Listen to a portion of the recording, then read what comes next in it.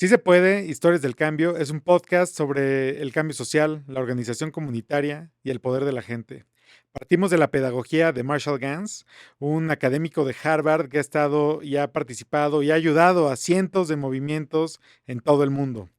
En sus orígenes fue organizador comunitario con César Chávez, quien fue líder del movimiento campesino, la Unión Campesina en el sur de los Estados Unidos, el cual ha sido uno de los movimientos hispanos más importantes de ese país.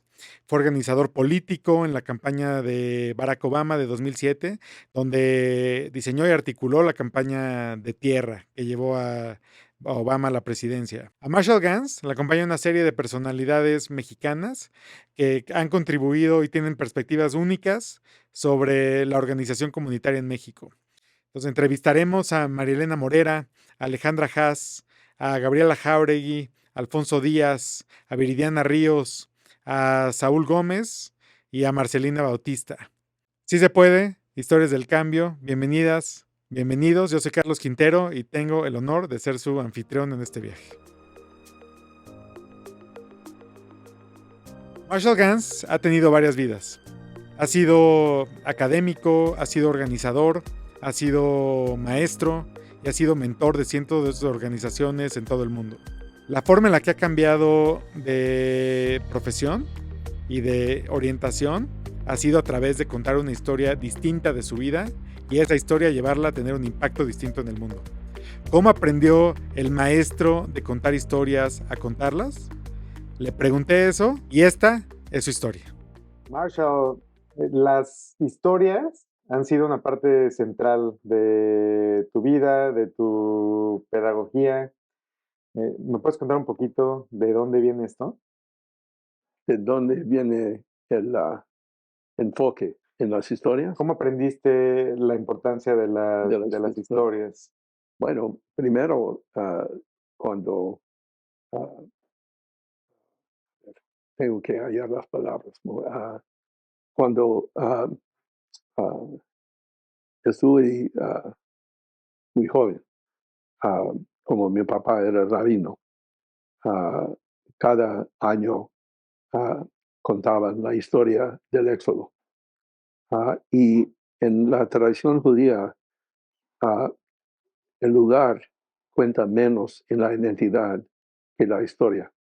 O sea, uno vive adentro de la narrativa, porque el lugar puede ser allá, acá, otra parte. So, es como construir su propia identidad como parte de una narrativa ya muy lejos, muy anciano. So, esa es una. So, era muy natural en esa forma. Y luego, cuando me metí en los movimientos de derechos civiles del movimiento campesino, también esos movimientos se forjaban en historia. Mm. O sea, en el sur, el movimiento de derechos civiles, la historia cristiana de la Iglesia Negra era muy importante porque era lugar de esperanza, de solidaridad, de coraje, y como cada evento era otro capítulo en una historia. Porque la historia expresa, ah, expresa el lenguaje, expresa la emoción. Y la emoción no es cosa loca, es cosa fundamental del ser humano. Ujú. Y de poder comunicar cómo siente solidaridad, cómo siente esperanza. Ah, por medio de las historias es como se comunica eso. Y entonces en un movimiento siempre hay retos, hay siempre lo que se perdió, es un trabajo constante de construir la historia de lo que está pasando, de darle significado, de hacer sentido, no nomás al sesos, al mente, pero al corazón, porque el corazón realmente es lo que mueve en los movimientos. Igual en el movimiento campesino, en la tradición bueno, la tradición católica bueno, la tradición católica mexicana, como la guadalupana, tiene un puesto muy importante.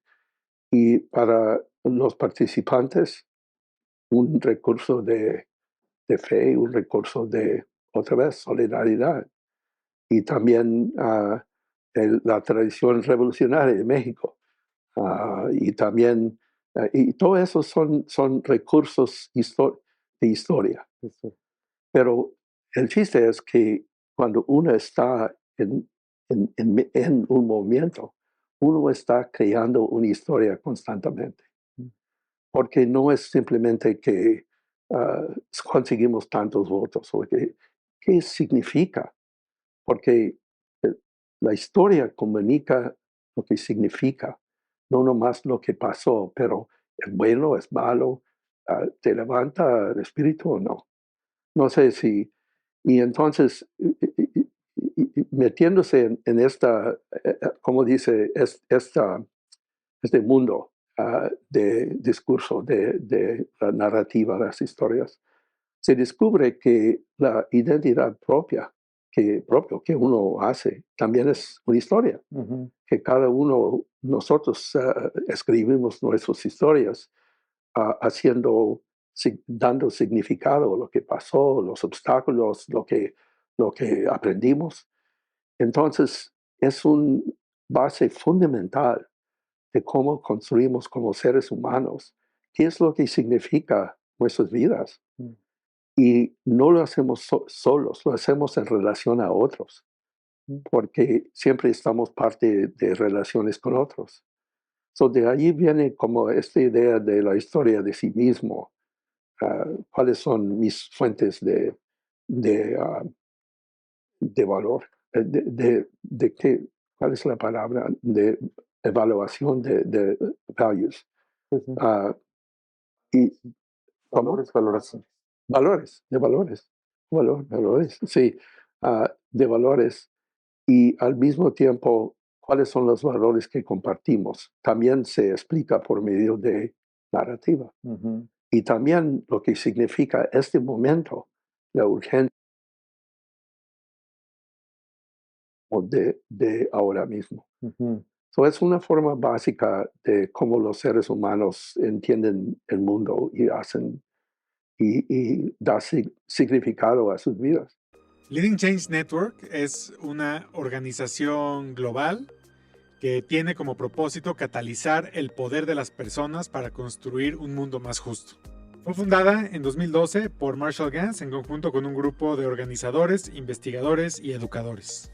A través de sus diferentes programas, Leading Change Network trabaja para construir relaciones, desarrollar vínculos y trabaja para construir y sacar el poder de la organización en las comunidades. Muchas gracias por escucharnos. Si te interesa unirte a esta comunidad, acercarte a los talleres o vincularte con personas que están trabajando para transformar a sus comunidades, acércate a la página de Leading Change Network, que la encontrarás en la descripción de este episodio. Marshall Gans, entonces, habla de que construimos nuestra historia individual al mismo tiempo que construimos una historia colectiva. A lo largo de este y los próximos episodios, les presentaremos una serie de entrevistas que hice a personalidades mexicanas, personas que a raíz de su propia historia y la historia colectiva que están construyendo, trabajan todos los días para cambiar el mundo. Cada una de estas personas encontró la fuerza para realizar este trabajo en distintas fuentes. A algunas la vida les permitió y a otras les obligó a aprender que la realidad en la que viven no puede seguir así. La primera de estas personas es María Elena Morera. María Elena, activista por la seguridad en México desde hace más de 20 años, cambió su historia al contar una historia de perdón y pasar así de ser víctima a ser sobreviviente. Y desde entonces trabaja todos los días para ayudar a personas que están en situaciones similares a la que ella estuvo en aquel momento. Fíjate que fue hace como 23 años cuando secuestraron a Pedro, fue un proceso súper complejo. Y terminando ese proceso, de lo que me di cuenta es que si bien había sido muy desafortunado el secuestro de Pedro y la violencia con la que lo trataron, por otro lado también tuvimos la suerte de encontrar autoridades que realmente nos ayudaron a encontrarlo, nos ayudaron a que regresara vivo, pero que no era la suerte de la gran mayoría de los mexicanos en México. Entonces, a partir de esa experiencia, lo que sucedió fue que mucha gente me empezó a llamar para preguntarme qué habíamos hecho, cómo lo habíamos hecho. Y, y ahí fue cuando dije, bueno, de mi experiencia tan dolorosa, sí pueden salir cosas buenas para este país. Y entonces fue como decidí iniciarme en el activismo, primero pues con las familias de las víctimas que me hablaban y me preguntaban qué hicimos, apoyándolas.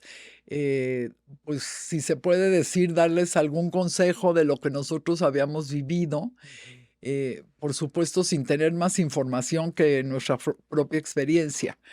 Pero me empecé a dar cuenta que había pues muchas razones por las que la gente no podía llegar a tener justicia Ujú, y que posiblemente nosotros podíamos ayudar en eso. ujú. Y antes del secuestro de Pedro, ¿tú ya te dedicabas a algo de esto? ¿O qué fue lo que te motivó a moverte? Fíjate que es algo que me han preguntado muchas veces y te voy a decir que tuve la fortuna de estudiar en un colegio de monjas americanas donde el nivel era muy bueno, ¿no? Según mis papás. Pero lo más importante de esa escuela es que desde primero de secundaria tenías que hacer servicio social obligatorio. Mm, Y entonces, pues siempre estuve en contacto con causas sociales, sin embargo, no tan cerca como a partir del 2000, a partir de finales del 2001.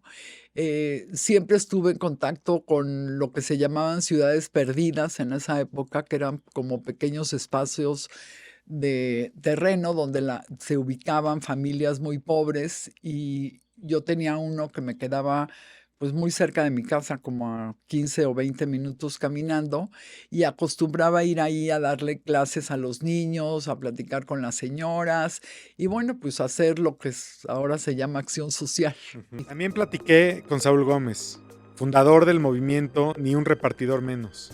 Saúl tuvo dos momentos que lo impulsaron a organizarse. El primero, el sismo de 2017 en la Ciudad de México.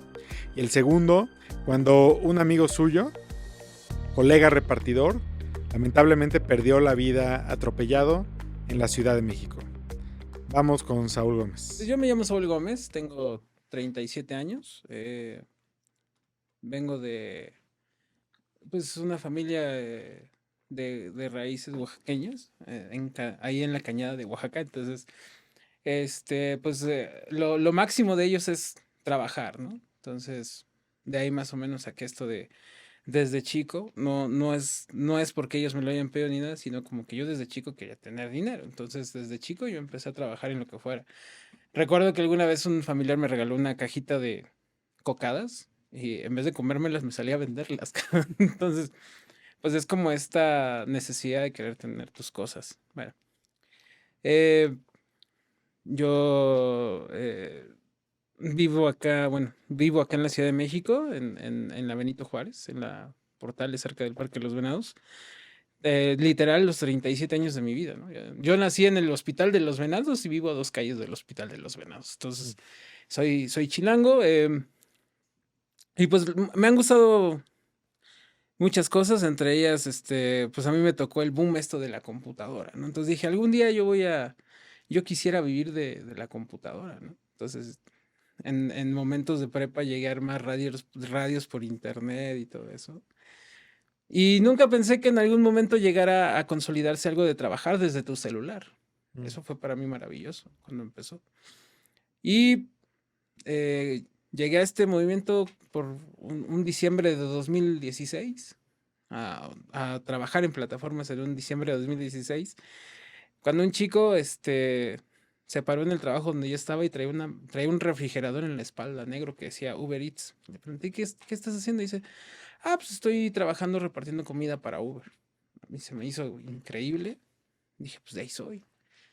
Y ya después me dijo, pues era la etapa en la que empezaban las plataformas en México. Entonces ahí había bonos por todo, bonos por conectarte, bonos por desconectarte, bonos por hacer 5 pedidos, 3, 10, 15. Ya después existían los bonos, ¿no? Que eran, tienes un bono por 15 pedidos, tienes un bono por 30 pedidos y tienes un bono por 50 pedidos. Y ya los más arriesgados hacían 75 o 100 pedidos. Yo jamás llegué a hacerlo. Pero sí había personas que se aventaban esas cantidades de pedidos. Entonces, ¿Al día o qué? al día. Bueno, a la semana, perdón. Ajá. No, tantos pedidos al día creo que no sería posible. Eh, la mayoría de los repartidores que hoy tú ves en moto comenzaron en bici. O sea, la gran mayoría. Yo no he cambiado de andar en bicicleta por cuestiones de salud. Yo soy diabético, entonces yo le pego a la bicicleta por cuestiones de salud. Me ha interesado mucho sí cambiar a moto, sí, pero pienso más en mi salud. Entonces, pues poco a poco se fue transformando esto. ¿Dónde siento que fue el primer, como llamado a ser solidario en el sismo del 17? Ahí los repartidoras, nos unimos y en la Glorieta de las Cibeles nos juntamos el 20 de septiembre y ahí empezamos a juntar víveres. O sea, no fuimos los que iniciamos ese centro de acopio, pero nosotros en nuestras redes sociales y WhatsApps habíamos anunciado que íbamos a estar ahí para llevarlo a las zonas más conflictivas o que tenían menos apoyo. Entonces éramos una caravana de como 70 ciclistas que llevábamos víveres. Me acuerdo que la primera misión fue llevar intercambio de víveres. O sea, le íbamos a llevar a Campo Marte unos despensas y ellos nos iban a dar sueros para llevar al hospital 20 de noviembre. Pues esa fue la primera misión de muchas que hicimos, ¿no? Entonces, incluso de ahí se generó un grupo que es de repartidores de sociedad civil que se llama la Brigada 32. Entonces, ese fue como el primer acercamiento a querer formalizar algo de parte de repartidores y sociedad civil. El año siguiente, en 2018, en noviembre, ya había estas fechas de noviembre, diciembre de cualquier año son fechas duras. Son fechas en las que desgraciadamente hay muchas personas que son atropelladas, muchos accidentes viales. Desafortunadamente ahí le tocó fallecer a José Manuel Matías, que él sin saberlo, él fue el que generó este movimiento. Y antes de este hecho, yo la noche anterior, el 26 de noviembre, yo trabajé hasta muy tarde. Yo me metí, yo creo que a las 3 de la mañana del 27 de noviembre. Y despierto como a las 12, 1 de la tarde. Y lo primero que hace cualquiera que está esclavizado al teléfono, pues es ver notificaciones, ¿no? A ver qué hay en las redes. Y pues apareció, ¿no? Ciclista atropellado en la radial de San Joaquín y Periférico. No, en la radial de San Antonio y Periférico, perdón. Ahí por donde está un Costco. Y pues lo primero que me impactó a mí fue ver la bicicleta aplastada y una mochila deshecha de Rappi. Entonces dije, ching, no es solamente un ciclista, es un repartidor. Dije, la verdad agarré mis cobijas y me envolví. Dije, pues qué mala onda, ¿no? Ese miedo que luego te da, ¿no? De, pues a lo mejor pude ser yo. Pues, en paz descanse y que su familia encuentre consuelo. Pero entonces cuando dije, algo se prendió dentro de mí que decía, ¿y si hubiera sido tú?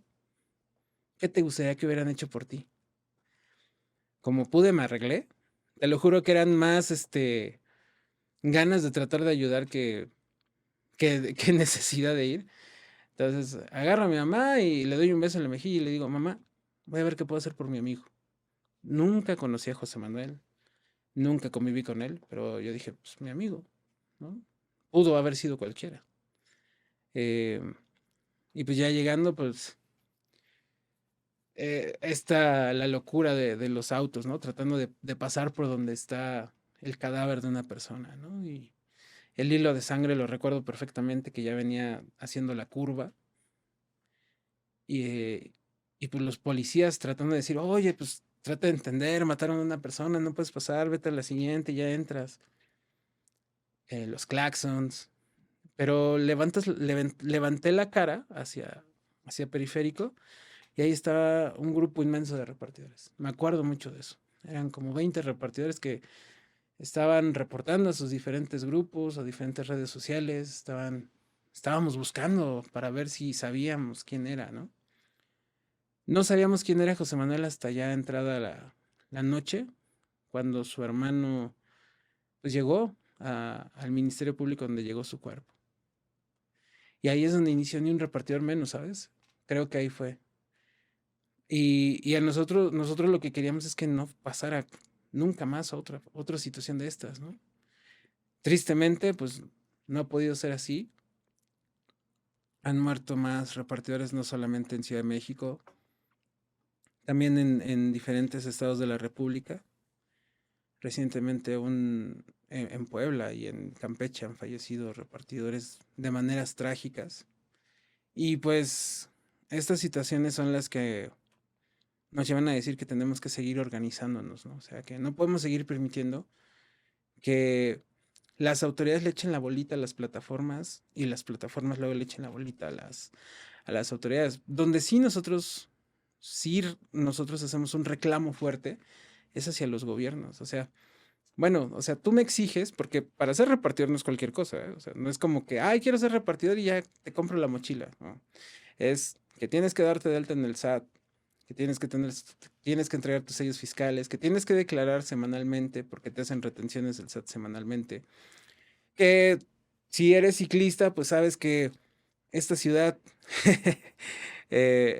siempre va a decir que no fue hecha para ciclistas, pero la realidad es que las calles son de todos, ¿no? Alejandra Haas, directora ejecutiva de Oxfam México y activista por la igualdad y por la democracia. Para ella, entender lo que pasaba en el mundo y ver esas injusticias le sirvió para poner en perspectiva lo que pasaba en México. Esto es lo que platicamos con Alejandra. ¿Y cómo aprendiste que a ti, Ale, te importaba el tema de la democracia? Pues porque a mí me importaba siempre el tema de los derechos y de la justicia. O sea, creo que así remontándome a la historia del inicio de los tiempos, cuando tenía como 11 años vi una película sobre Sudáfrica que se llamaba Cry Freedom, sobre Stephen Biko, un líder anti-apartheid, y me indigné muchísimo y como que me fue muy evidente que allí había una gran injusticia y que se estaba cometiendo por una cosa tan absolutamente absurda e incomprensible como el color de la piel. Y claro, como pasa con frecuencia, a uno le cuesta mucho más trabajo ver la injusticia que uno tiene cerca y cotidiana, que la injusticia de otro lado totalmente ajena, ¿no? Pero gracias a esa película, como que tengo muy claro que cobré conciencia de la injusticia y en ese momento pude empezar a analizar mis entornos más cercanos de una manera mucho más crítica, ¿no? Y bueno, y entonces la gran pregunta era, okey, ese país vive en un régimen que no es democrático, que por diseño es excluyente, que es explícitamente, racista. Nosotros vivimos en un régimen que se supone que es democrático, que se supone que es incluyente. Yo nací hace mucho, entonces había muchas dudas acerca de la democracia de todas maneras, porque había, pues, un partido en el poder que luego todavía quedó varios años ganando, entre comillas, elecciones. Pero, pues, sí simbraba, ¿no?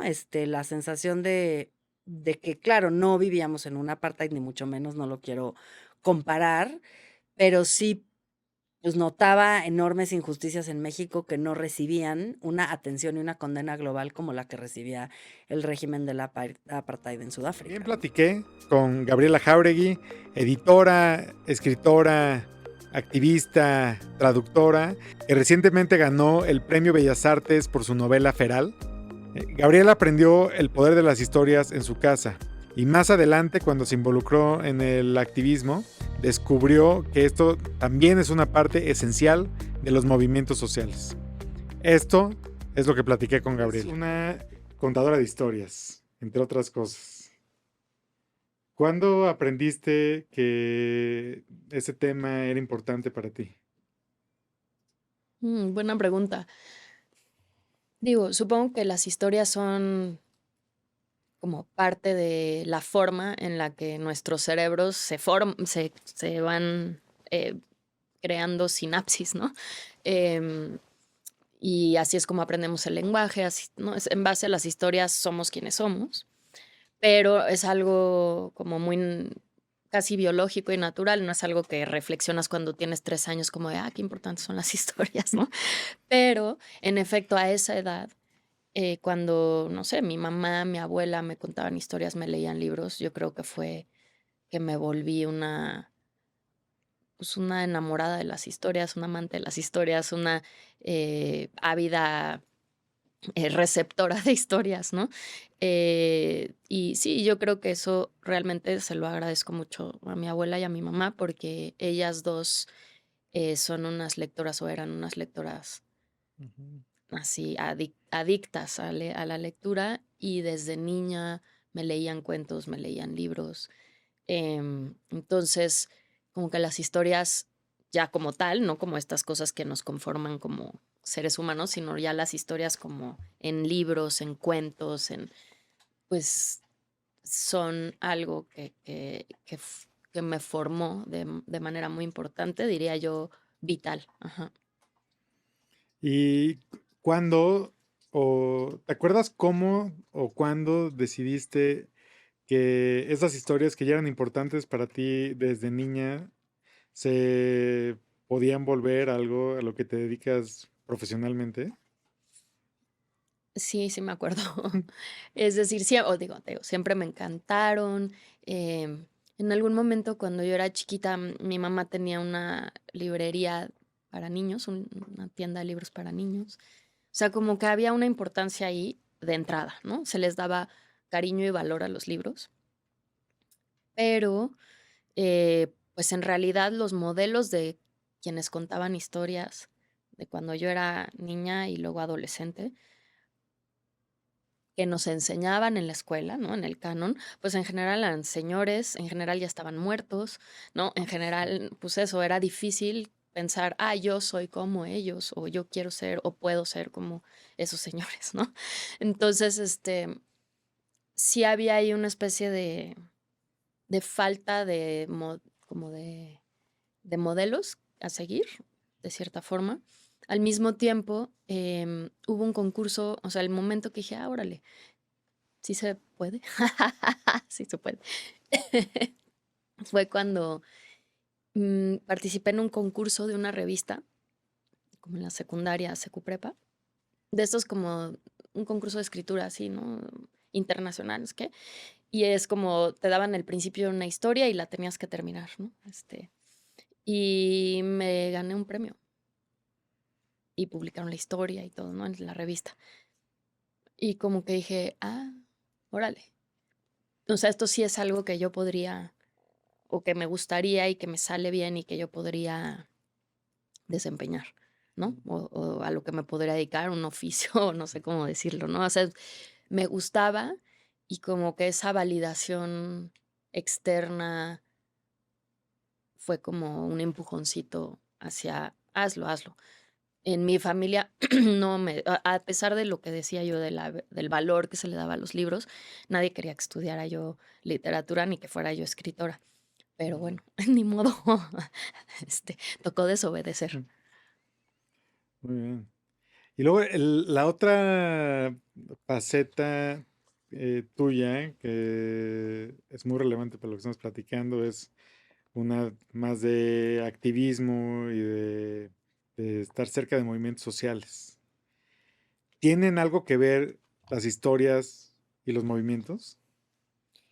Bueno, para mí, y no solo para mí, es un hecho que tienen todo que ver, ¿no? Y creo que ahí, digo, para empezar a jalar el hilito de Marshall, ahí estuvo el genio de Marshall, ¿no? Ahí está, como en no solo analizar cómo se construye y se organiza un movimiento, sino en decir, sin historia no hay movimiento. Las historias posibilitan los movimientos. Entonces, creo que, te digo, no es algo que yo diga, sino que es un hecho, ¿no? Que sí, que las historias y los movimientos van de la mano y que una buena historia, una historia potente, es la semilla que puede hacer que algo realmente crezca y que puede cohesionar gente muy diversa, en fin, ¿no? Platiqué con Marcelina Bautista, fundadora del Centro de Apoyo y Capacitación para Empleadas del Hogar, CACE, que llegó a México a los 14 años sin hablar español. Hoy, años después, ha logrado realizar reformas legislativas que han cambiado la legislación a nivel nacional e internacional, dando visibilidad a las trabajadoras del hogar, una ocupación generalmente olvidada e invisibilizada. Esto nos contó Marcelina. Muchas gracias por estar aquí. Cuando escucho de movimientos, cuando pienso en movimientos en México, pienso en el movimiento de las trabajadoras del hogar. Cuéntame, por favor, cómo fue que decidiste que la organización y el activismo en este tema era importante para ti. Mm, Pues bueno, cuando empecé a trabajar como trabajadora del hogar a los 14 años, em, pues era un trabajo como que accedían las mujeres pobres, las mujeres que no tenían estudios, las mujeres que no tenían dónde vivir, las mujeres que lo único que podían acceder es el trabajo en el hogar. Y entonces, aquel entonces era un trabajo denigrante, era un trabajo invisible, era un trabajo como que de que a la gente le daba vergüenza porque quien lo realiza, pues no tiene estudios y es ignorante, ¿no? O un trabajo tan invisible y desvalorizado que lo hacemos todas las mujeres porque nos tocó, porque somos mujeres, porque como que el destino o simplemente porque naciste mujer y te toca que un hombre te mantenga y que el trabajo que tienes que realizar es ese trabajo invisible, ¿no? Y entonces, yo tenía 14 años, pero yo estaba en un momento que no, eso no lo quiero. No me gusta por lo que siento, por lo que veo, por lo que me está sucediendo, ¿no? Y entonces, eso es un poco como el inicio, que yo estoy en un lugar que sin saber, sin conocer México, sin conocer, hablar español, sin saber como que mi destino. Y después de muchos años, hoy, me veo, diciendo como que desafiar el camino que el destino me puso fue la clave. Y eso, justamente, ¿no? De decir que, em, me empodero, em, tomo el control de mi vida y sé por dónde voy a ir, ¿no? Y empiezo con resiliencia, precisamente porque, pues, hay obstáculos, y en todas partes. Por un lado, una niña que quería jugar también con los niños que cuidaba, una niña que hacía un trabajo que demandaban los patrones y que yo no había tenido experiencia en otros tipos de trabajo, o entraba a ese lugar sabiendo hacer algo, ¿no? Entonces, fue como mucho desafío, ¿no? De decir, pues no aprendí, que me pudo haber enseñado algo que hoy, hacerlo, un trabajo que me enseñó mi mamá, por ejemplo, que nadie le pagó por cuidarme, por cuidar a todos sus hijos, o cuidar la casa para que creciéramos nosotros. Entonces, llego ahí haciendo un trabajo a cambio de un pago, pues tiene muchísimo, compromiso y responsabilidad, ¿no? Y entonces, fue a partir de ahí que yo, pues, aprendí español, el salario que yo tenía no era como lo suficiente para mí, la edad que yo tenía, por ejemplo, era como importante, para la empleadora, porque yo corría, hacía rápido las cosas, y me ordenaba algo y rápido lo hacía, ¿no? Y entonces era así como de que a mí me gustan las niñas porque son ágiles, hacen lo que uno le va diciendo, van aprendiendo cómo uno quiere hacer las cosas. Entonces, también vas viendo quién dispone de ti, ¿no? Entonces, a partir de ahí que cuando tenía 17 años, eh, por el camino que yo iba del trabajo a la casa de mi tía, pasaba por una iglesia y dije, entro a la iglesia. Y entonces entro a la iglesia, empecé a conocer gente, conocí al párroco de la iglesia, yo dije, no encuentro qué hacer. O sea, no encuentro qué hacer que llene lo que a mí no me está gustando, ¿no? O no, o que ese trabajo, que hoy he luchado para que sea visible y valorado y sea como uno de los trabajos más importantes en la sociedad. Pero en aquel entonces era así como de que, pues, los nombres despectivos que nos denigraba, ay, la muchacha. Pues esa es una simple muchacha, es una criada, es una sirvienta. Y entonces toda esa malas palabras que yo no sabía tampoco ni qué significaba, pero me pegaba, ¿no? Y entonces pues dije, esto está mal, esto no es como yo pensé, ¿no? Porque yo venía con sueños también, ¿no? De seguir estudiando. En mi pueblo no había otro nivel de escolaridad y dije, me voy a México y voy a estudiar. Pero cuando llego a México, un monstruo, una ciudad que yo no conozco, una familia que no conozco, llegar a un lugar que ni siquiera era de mi familia, aunque tenía familia en la ciudad. Entonces, pues eso me hizo como que o me quedaba así o tenía que buscar, como otros caminos, ¿no? Entonces, empecé a seguir a estudiar, empecé a ir tomar cursos de muchas cosas, como de guitarra, de cocina, de costura, de belleza. Y entonces, pues, todo eso, fui haciendo, y, pues, como que no encontraba el camino, porque cuando yo terminé mi carrera de cultora de belleza, pues yo tenía que me salía de la casa y ponía un negocio para eso, pues no tenía, con qué poner un negocio, por ejemplo. Entonces, pues me seguí quedando haciendo ese trabajo, ¿no? Marcela, perdón, o sea, entonces nada más quiero entender como los tiempos. A los 14 años y te iniciaste como trabajadora del hogar y te mudaste a México, No, ¿cierto? aquí llegué a los 14 Tomar años. las cosas con un grano de sal es poner en práctica el sano escepticismo. Grano de Sal es una editorial fundada en 2017 para la divulgación de la ciencia, del arte, de la historia con ideas innovadoras y muy interesantes. En 2022, en coedición con Ensamble y el Leading Change Network, publicamos Sí se puede, estrategias para organizarse y cambiar el mundo, que conjunta algunas de las lecciones, aprendizajes, textos más importantes de Marshall Gans.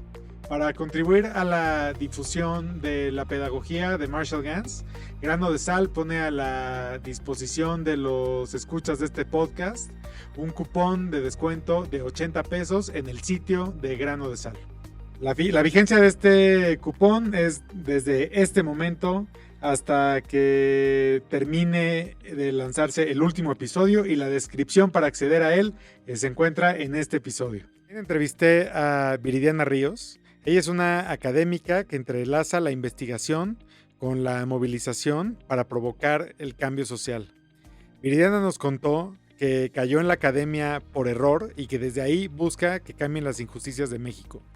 Su libro No es normal es una gran provocación para todas y para todos. A ver, cuando yo pienso en personas que combinan la academia y el activismo, pienso en ti. Mil gracias. ¿Me puedes contar un poco dónde, cuándo, cómo aprendiste que esto era algo que te importaba? Bueno, yo creo que yo caí en la academia por error, porque en realidad yo siempre estuve mucho más interesada en la movilización y en el cambio político. Pero siento que la academia era un espacio que innatamente se me daba muy bien, ¿sabes? Entonces, la academia me fue jalando más de lo que yo creo, me di cuenta, y de lo que yo decidí. Entonces un día, pues estuve de pronto, ¿sabes? Haciendo un doctorado, que es como el pináculo de lo más académico que puedes hacer en tu vida. Y haciendo el doctorado, yo, por ejemplo, los sábados y los domingos escribía mi columna. Y era realmente lo que le daba mucha vida a pues a mi espacio académico, porque era lo que me conectaba con algo que verdaderamente era más importante para mí. Entonces creo que la academia en realidad ha sido para mí una herramienta y una profesión, pero no necesariamente es a lo que yo dedico mi vida. Mm. ¿A qué dedicas tu vida?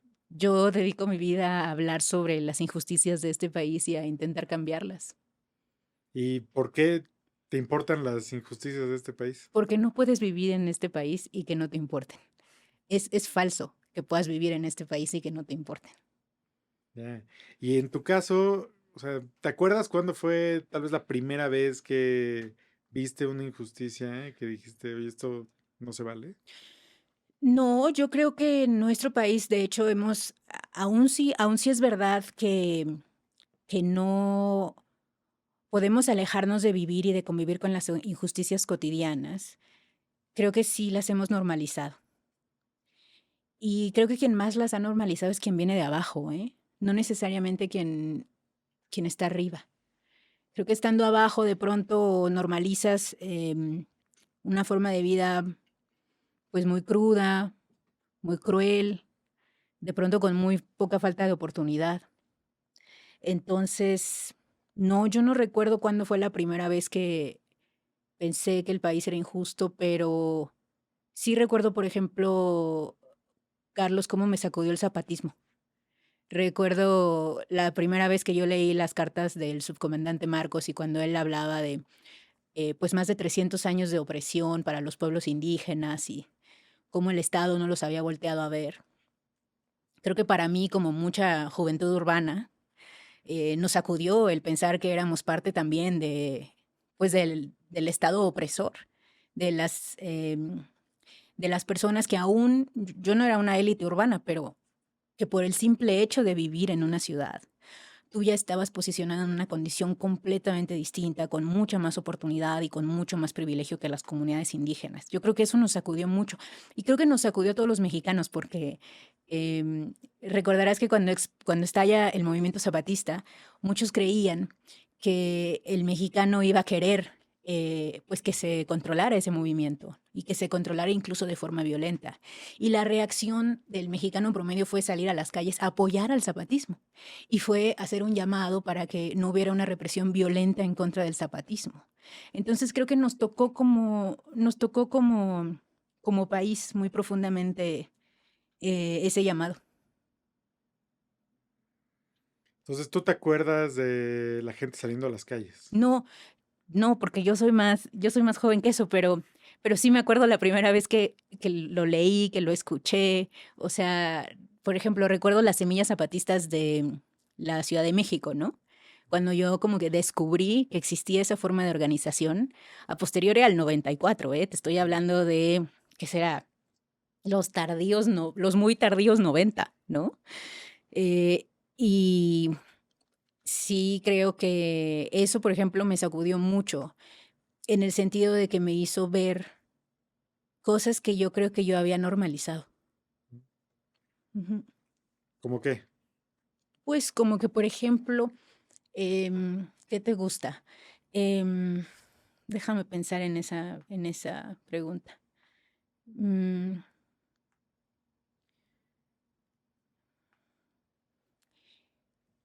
yo creo que el zapatismo, Carlos, marcó una diferencia urbano-rural que existía, pero que habíamos olvidado desde las ciudades. Y creo que eso nos sacudió mucho. Y como personas que viven en las ciudades, em, y, con distintos tipos de privilegio, tal Claro. vez todos y todas. Ujú, ¿Cómo podemos ver estas injusticias ujú. si Si lo ya hacemos están normalizado, normalizadas? bueno, creo que en parte yo también por eso escribo mi libro No es normal, que se titula No es normal. Es un libro que habla sobre desigualdad y sobre todas las formas en las que esto opera. Em, y yo no sabía cómo ponerle este libro. No sabía cómo ponerle y llegué a pensar, ay, tenemos que ponerle un nombre terriblemente aburrido, así como desigualdad en México, una cosa así. Y me di cuenta de que una de las frases que más se repetían a lo largo de todo el libro cuando yo lo estaba escribiendo era no es normal. No es normal como vivimos, no es normal el sistema de desigualdad, no es normal lo difícil que es salir de pobre, pero tampoco es normal lo imposible que es salir de rico. Para salir de rico en este país verdaderamente hay que echarle muchísimas ganas, hay que realmente ser profundamente incompetente. Entonces, pues, sabes, creo que hasta cierto punto, conforme vas conociendo este país, más te vas dando cuenta que la situación en la que vivimos es realmente anormal. A ver, México es el cuarto país más desigual del mundo. Si nosotros consideramos la cantidad de ingreso que concentra el 1% más rico, somos el cuarto país más desigual del mundo. Y arriba de nosotros está las Maldivas, que bueno, con todo respeto, es un país muy joven, muy chiquito, no es, digamos, del tamaño y de la importancia de un país como México. La República Centroafricana, que es un país que, bueno, está en una guerra civil, tiene millones de refugiados, etcétera. Y está Mozambique, que se parece mucho a la República Centroafricana en su nivel de inestabilidad política y en la cantidad también de personas que han muerto en conflictos violentos. Entonces, no estamos de pronto acostumbrados a pensar en nuestro país así, como una comparación de la República Centroafricana, de Mozambique, pero eso somos. Y creo que en parte no nos concebimos así, porque la desigualdad mexicana es muy esquiva, o ha aprendido a ser muy esquiva, en el sentido de que las personas con más dinero viven en ciertos vecindarios que en su gran mayoría están bardeados, tienen muy poco contacto con las personas que tienen un nivel de ingreso distinto, y lo mismo sucede del otro lado. Si tú naces en una comunidad indígena, en las Margaritas, en Chiapas, la probabilidad de que tú, por ejemplo, migres a Estados Unidos probablemente es más alta a que la probabilidad de que un día vayas a comer a un restaurante en Polanco. Entonces, o sea, esa abismal diferencia que existe entre nosotros, ¿no? Es pues objeto de estudio mundial. La última persona que entrevisté fue Alfonso Díaz. Alfonso es el fundador del colectivo de prácticas narrativas.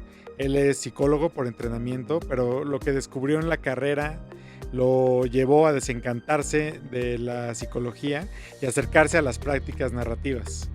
Las prácticas narrativas él las describe como una práctica casi antipsicológica. Esta técnica le ha abierto las puertas para trabajar con movimientos en México, en Estados Unidos y en Canadá. Esto es lo que platicamos con Alfonso. Pues fíjate que yo estudié psicología y entré a psicología como con una intención un poco vaga y simple, pero creo que sincera, de tratar de encontrar formas de ayudar a las personas, ¿no? Y lo que me encontré en la carrera me desilusionó mucho, ¿no? Me encontré como con como con muchas técnicas, ¿no? Como con, sí, una carrera relativamente técnica, y que me parece que la intención de esas técnicas era controlar a las personas en vez de, sí, ser una herramienta libertaria. Se me hace que es una herramienta de control. Y en ese contexto estaba leyendo mucho a Michel Foucault. Me tenía muy intrigado y emocionado esas ideas.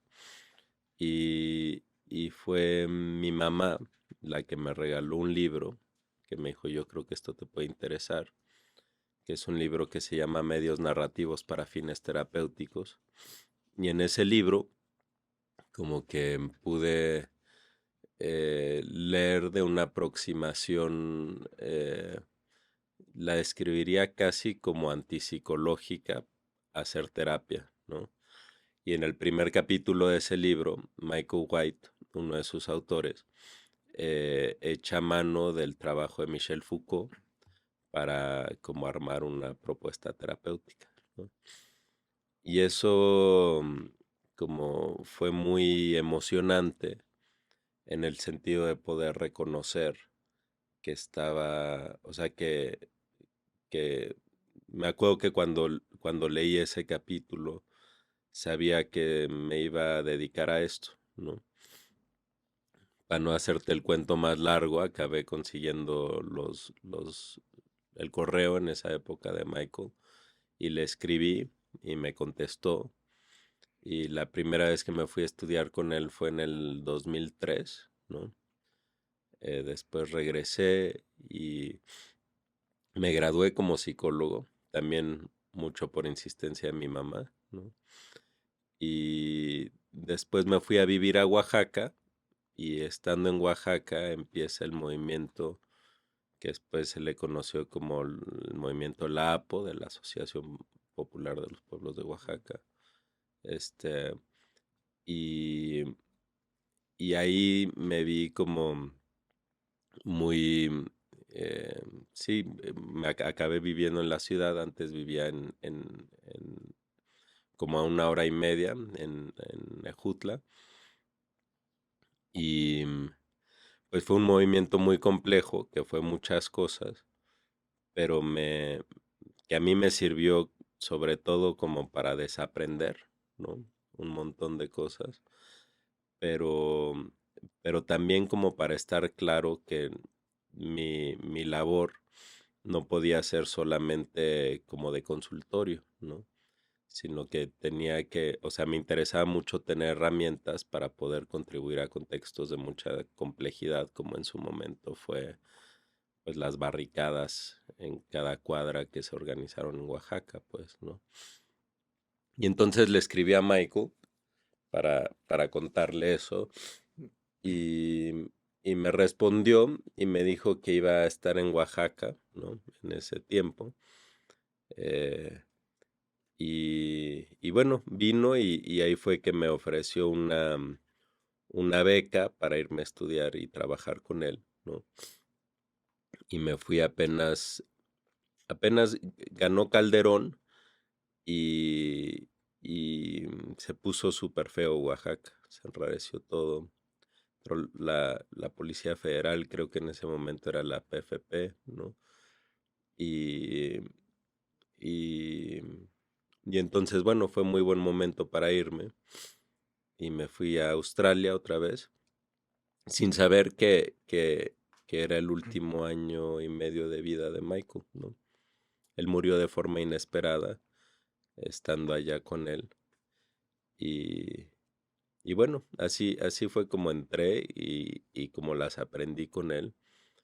Y, y después de su muerte, pues formé el colectivo de prácticas narrativas y nos hemos estado enfocando pues a desarrollar estas prácticas en estas geografías, pues, ¿no?